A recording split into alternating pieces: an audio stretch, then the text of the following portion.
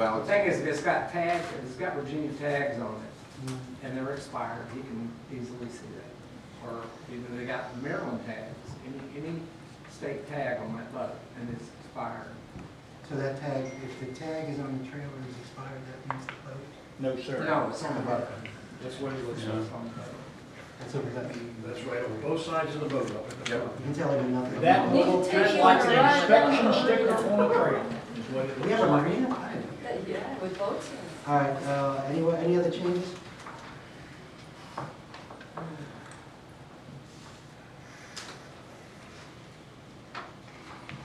So you guys ready to approve this at the board meeting with those two changes?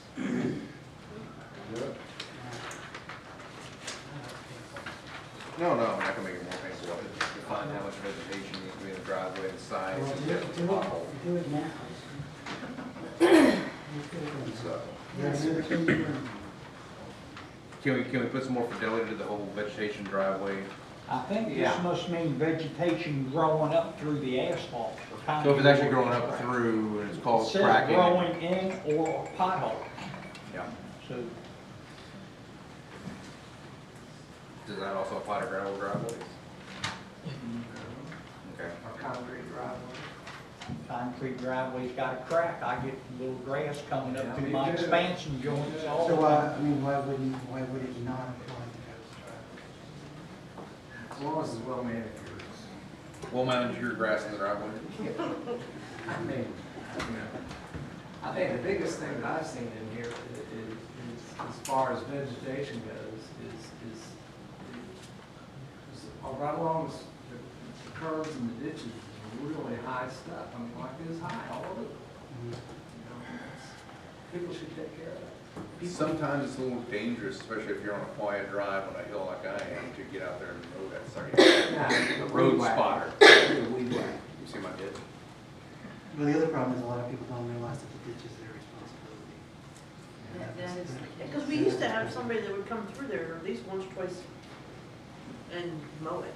I mean, Well, Wes goes through on occasion. Science. Yeah. We still try to mow 3 times a year with our equipment, and there's some places where you can't reach, you can't get to it. So you do this now? Gabion in the ditch, guardrail, a number of things that makes it difficult to get it So all. it doesn't More work. subjective.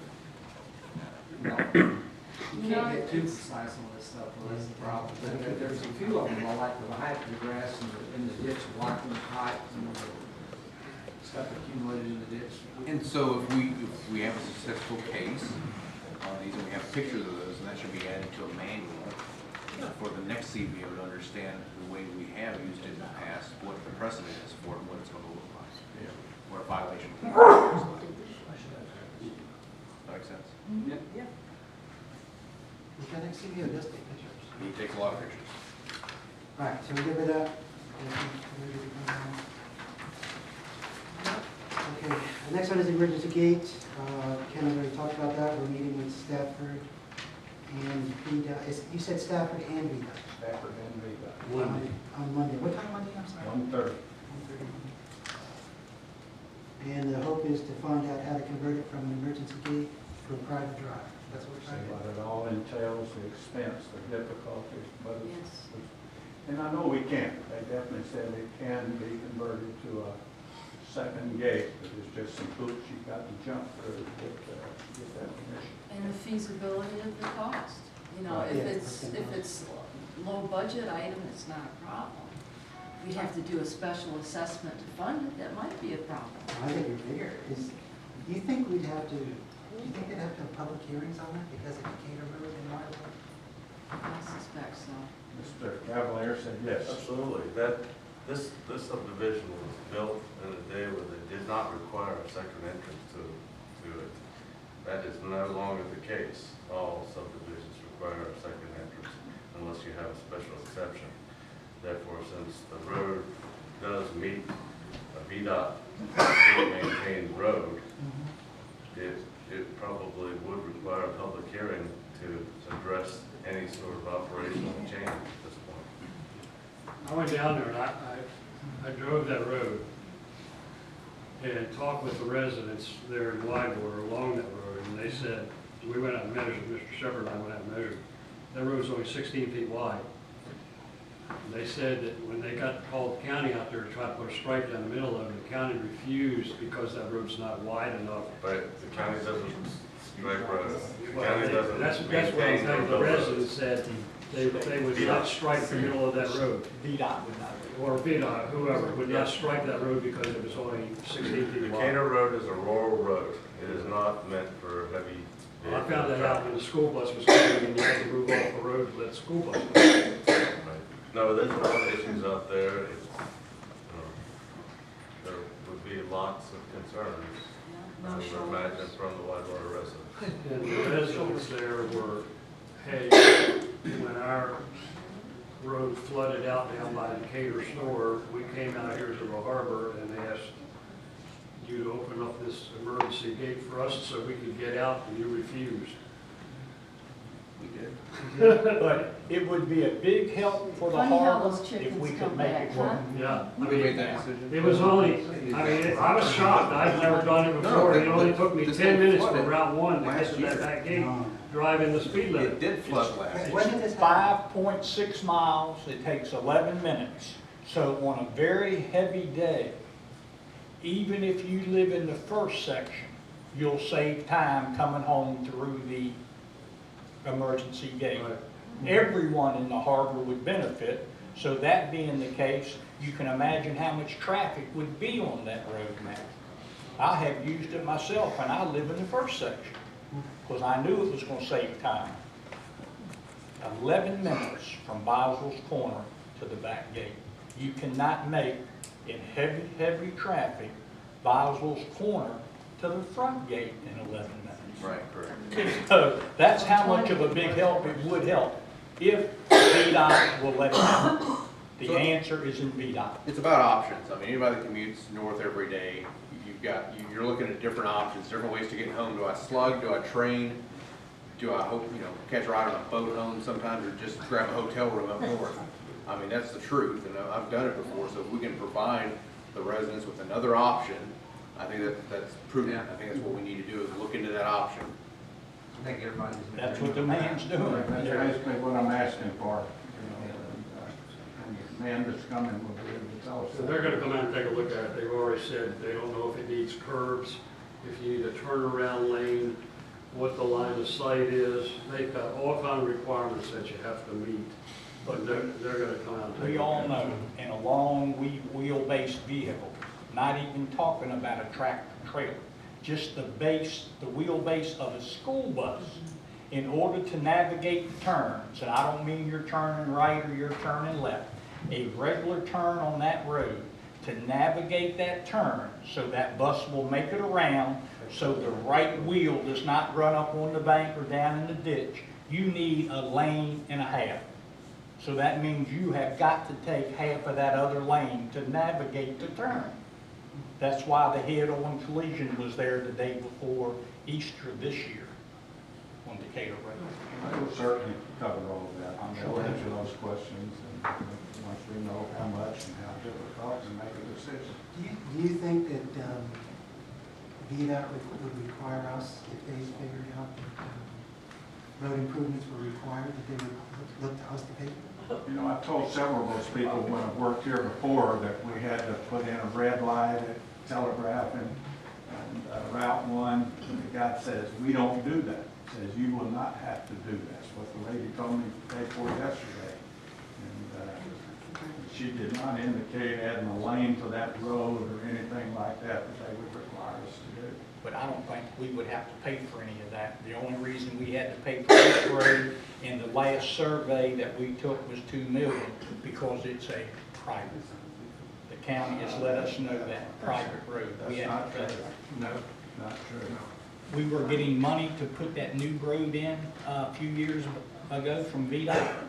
No, it wasn't coming from VDOT. VDOT told us that they are not allowed to spend money on a private road. Mr. Cavalier told us the county could not spend money on a private road. The problem there is the people that own the land do not want to sell the land. So we couldn't even get the land to put the road in. And so it wasn't the fact that they were concerned about traffic on Telegraph Road and at the intersection of Telegraph and Route 1 to is what they were concerned about in 1998 or 9. But the lady shot me, she said, I think you'll have less trouble getting through VDOT than you do Stafford. Yeah, Stafford said they're concerned about, will that road handle the additional traffic? Okay, well, we'll have that meeting on Monday, we'll start to answer those questions, I guess. But we did get complaints from Quiet Overlook and people out there because of that heavy traffic. Two separate homeowners associations out there.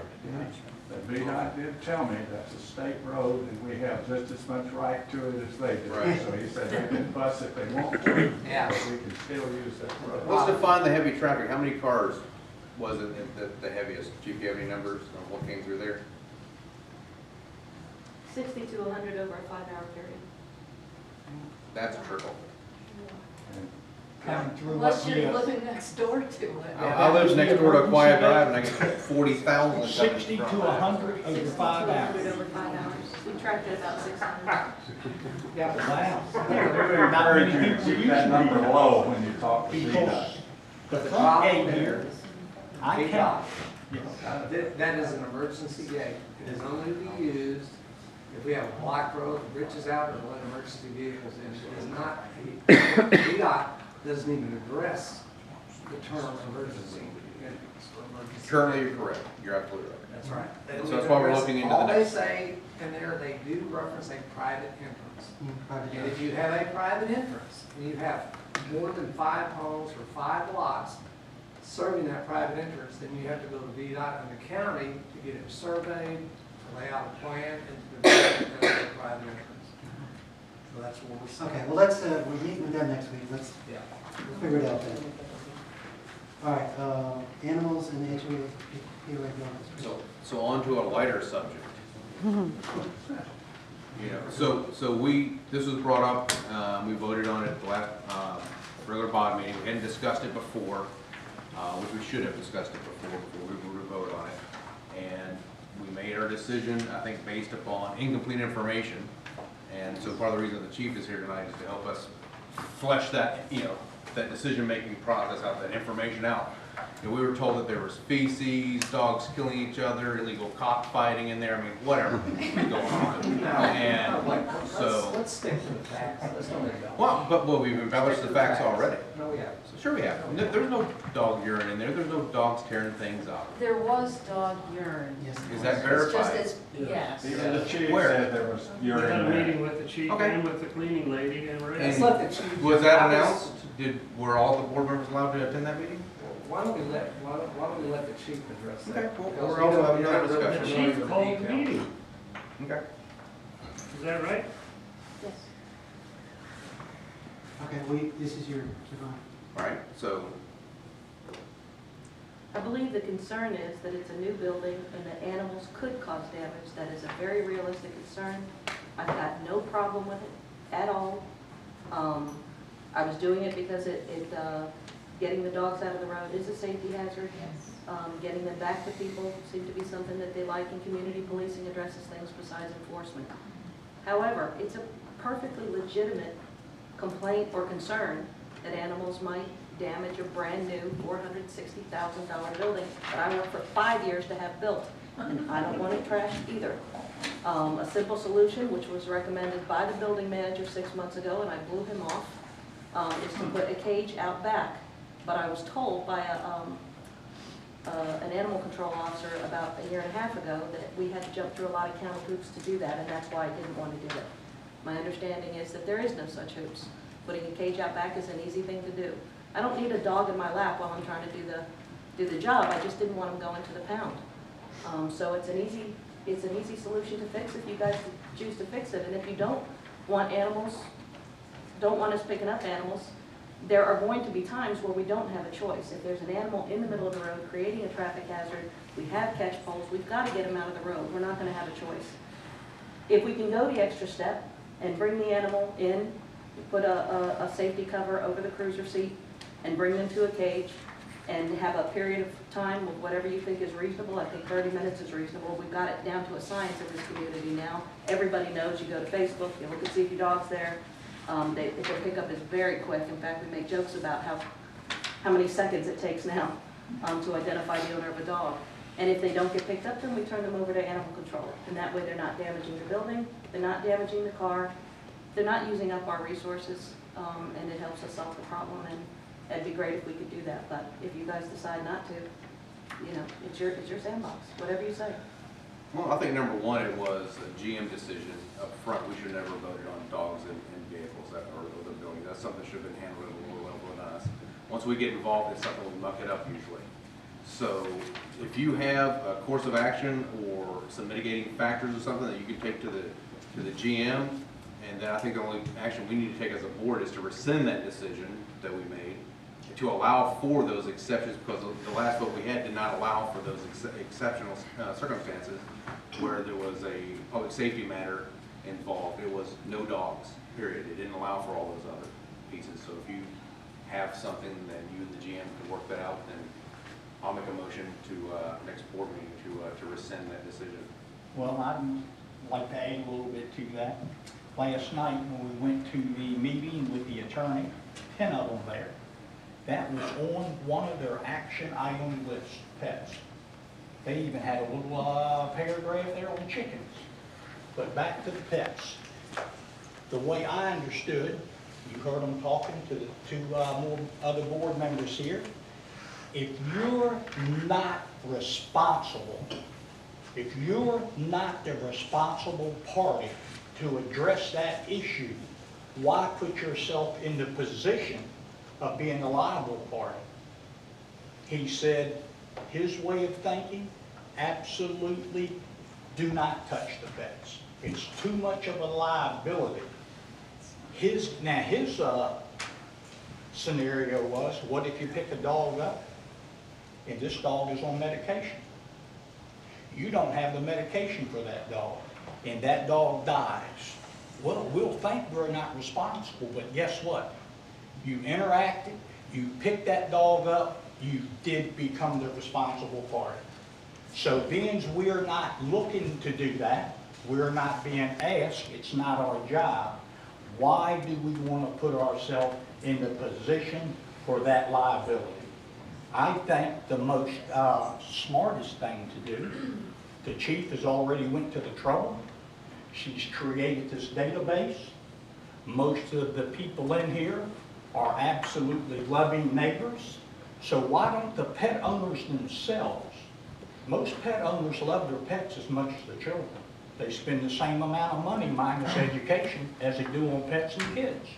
So why don't this group of the pet owners, 2 from section 1, 2 from section 2, 2 from section 3, and create their own web base or committee or whatever they want to call to work together and take care of each other's pets when one of them gets out.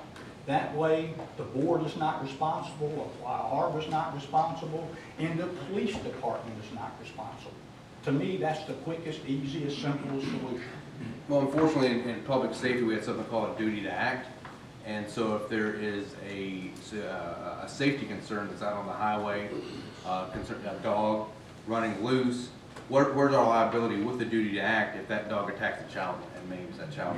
Would we be liable for that as well if we had the ability to stop that?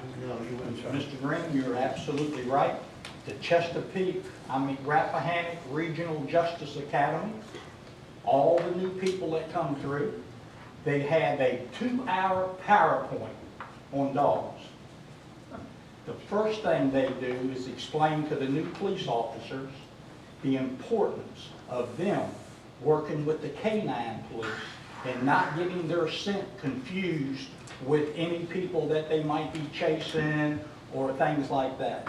And the second part of it tells you, as a police officer, you have the responsibility to go ahead and take care of that animal if it's on a major highway. And it does say major highway in that book. If there's a chance of that dog creating a problem in traffic or the dog seems to be vicious, you are to call animal control.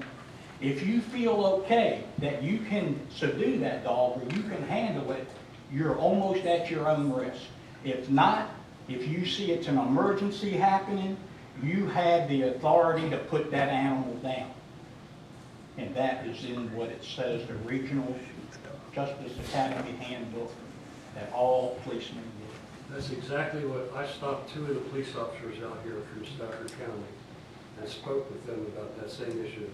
And that's exactly what they said. I gave them scenarios. They said, we would respond if the dog was in the middle of 610. We would respond with our lights to direct traffic around. Either us or the dispatcher would call animal control. They said if the dog was vicious and we felt it was going to attack, we would put it down. They said they would never put that dog in the police car. The only dog in the police car is the police dog. Service dogs. So as usual, I think there's a middle of the road from one side to the other, from do nothing and do nothing to actually do something to help the community. And there, which is under extreme circumstances where there's a perception of danger or threat to the community or that animal, that you should be able to pick up that, you have capture poles, right? You've got the poles. Yes, sir. You guys have done this 1,000 times. Hold them in the cage until someone's found within 15 or 30 minutes. So if you have something you could write up, and again, I think this is a GM issue. That this could, write something up, get it to the GM, and like I said, I'm willing to make, I'll make a motion to rescind our vote. Mr. Green, you voted for that motion the last I time, did, didn't you? with incomplete information. I shouldn't have. I should have pushed back, and that's my failure. Well, it would have still carried even if you'd have voted the other way. Yes, it would have. Yes, it would have, that's good. So that's fine, you write up a motion, you're gonna work with the chief? I think, my personal feeling is I think we can accommodate and figure out a reasonable solution to this. But my only concern is the liability. When they brought that up last night, the lawyers said, touch those animals, you're liable. We sued. We're liable for having everyone in here. We're liable when we walk outside. No, but Chris, he was very clear, Very clear. don't do it, you're gonna be liable. Well, you know what lawyers are like, they're very concerned. We haven't listened to our lawyer in the past, why should we listen to him now? He listens to our lawyer all the time. Yeah, all right, let's, we're gonna move on. Totally appropriate, but it's true. It's not true. Let's, I got the email. so go ahead and, write the motion. Okay. All right, combined July and August board meeting. The next board meeting, we got to vote on combining the July and August board meetings. We usually put 2 together in the summertime to accommodate vacations, so bring your calendars with you so we can pick a date. We'll need a date for the work session, and we'll need a date for the board meeting the following Wednesday. Okay, communications, Debbie and Chris. Yeah, you want to take this one, because I've got the fire on the last one. Well, I mean, you're part of this, so you were gonna do internal, I'm doing Yep. external. Okay. In light of, what's been going on in the last week and a half,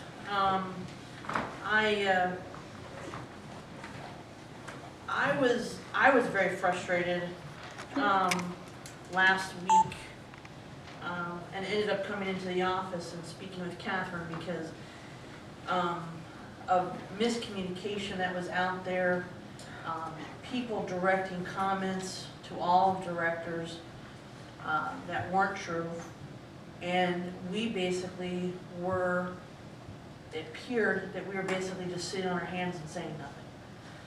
So, what I envision us doing, and I would like to definitely get the communications committee